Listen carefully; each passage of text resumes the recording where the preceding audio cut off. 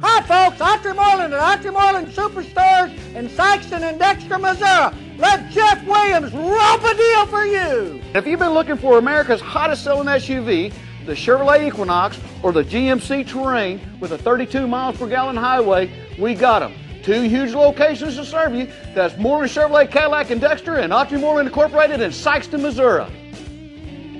If more than stand on the back of your car, truck, or horse, you paid too much. Good morning. Welcome back once again to the Statesman News Network. Today we have several stories that might be of interest to you. It was 118 years ago that Dexter City Marshal William Sprinkle was killed, gunned down in a downtown business in the city. His death marks the only death of a Dexter City police officer in the line of duty. More than a century after the event, his memory is honored this week during National Law Enforcement Week.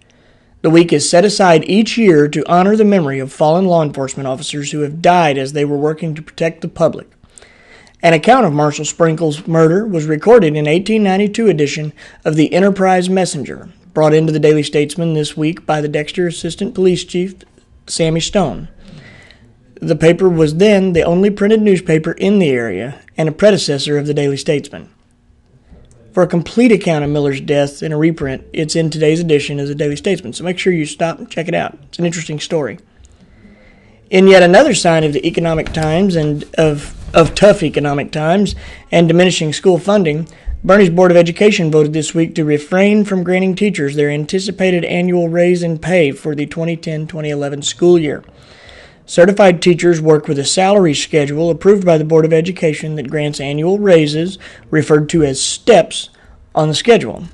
Although those steps will not be awarded for the coming school year, the board did vote in favor of granting lateral movement on the pay schedule for those staff members who have completed sufficient college hours towards earning that lateral movement. In another story, Missouri lawmakers began the year with a call for new ethics laws. That call was still ringing Friday as they wound down the final day of their annual session. Legislation enhancing Missouri's campaign finance and political ethics laws was a consensus priority among Governor Jay Nixon, Republican legislative leaders, and minority party Democrats when they convened in January. But a consensus on the details proved more elusive and politically divisive. The plan that ultimately appeared poised for a final day vote would beef up the investigatory powers of the Missouri Ethics Commission and cut down on the ability of donors to shroud contributions by shifting money among various political committees. But it would not go as far as some would have liked. It fails to reinstate campaign contribution limits and does not close the revolving door between legislating and lobbying. For more on the recent session and what all happened in the legislature, read the story. There's a lot in it today, and it details the whole mess. In local sports, Dexter Tennis took second place at the district tennis tournament at Sikeston yesterday. Tyler Miller and Dylan Acevedo took second place in doubles. In baseball, Bernie Baseball beat Risco 7-2 yesterday, and Bernie Softball took on Holcomb and won 13-10 in the final game of their season. The team's final record will stand at 9-13. The Cardinals were officially swept by the Houston Astros Thursday as they fell in the final game of the series by a score of 4-1 behind ace Chris Carpenter, who took his first loss of the season. This takes the team's record to 20-15 and cuts their lead in the National League Central Division down to half of one game. The Cardinals will be in Cincinnati tonight, battling for second-place Reds to hold on to their seat atop the division. The game starts at 6:10, so make sure you watch. Today's high is expected to be a little cooler, with highs around 75 and lows dipping into the upper 50s tonight. There's a fair chance of storms later in the day that will pass and then give way to more later this evening.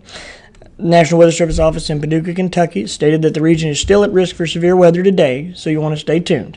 And don't forget you can sign up for National Weather Service severe weather updates as text alerts through our website. So check that out. It's a good feature.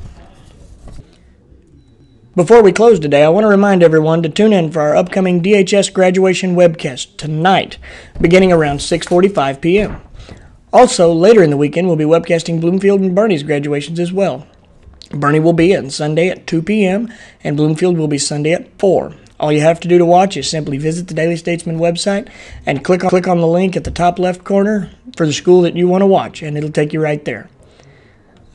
So don't forget, let your loved ones know. We hope this will be a good opportunity for people who otherwise wouldn't be here for graduation and be able to see their loved ones graduate. So keep everyone informed and hop up and watch.